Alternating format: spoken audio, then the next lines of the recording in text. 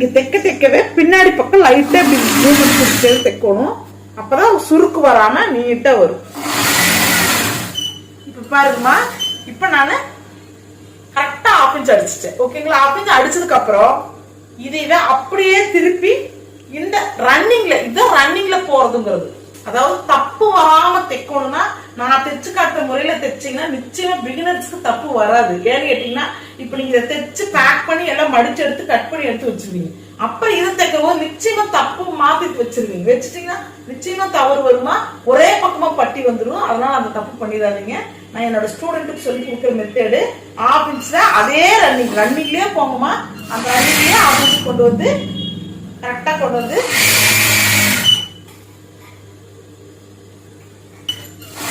பாத்தீங்கன்னா ரன்னிங்லயே வந்து எடுத்தாச்சு. ஓகேங்களா? இப்ப பாத்தீங்கன்னா அதே மாதிரிதான், எந்த கட் பண்ணி எடுக்க வேண்டாம். இதை இப்படியே திருப்புங்க. இப்படியே திருப்பி கரெக்டா அந்த பொசிஷன்ல வந்து வச்சுட்டு இந்த இடத்துல நல்ல அழுத்தம் கொடுத்து பிரஸ் கொடுத்துட்டு நீங்க என்ன பண்றீங்க,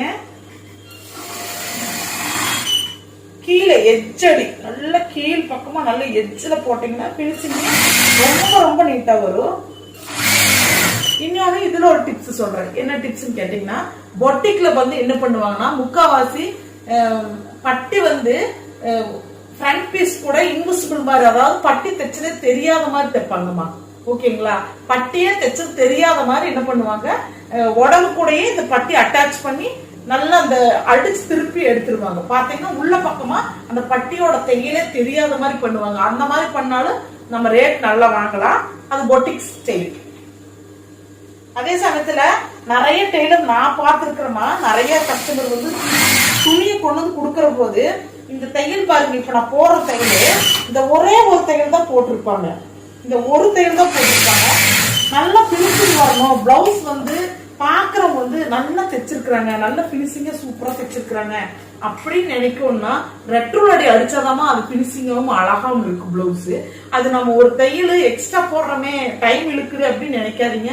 நம்மளதான் இருந்தாலும் கஸ்டமர் தான் இருந்தாலும் ரெட்ரோல் தையல் போட்டு கொடுத்து பாருங்க, சூப்பரா இருக்கும். இந்த தையல் நான் எக்ஸ்ட்ரா அடிக்கிறது.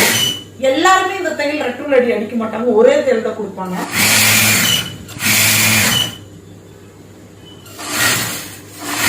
அது பாத்தீங்கன்னா ஒரு லெக்கோட எடை வச்சுதான் அடிச்சுட்டு இருக்கிறேங்க.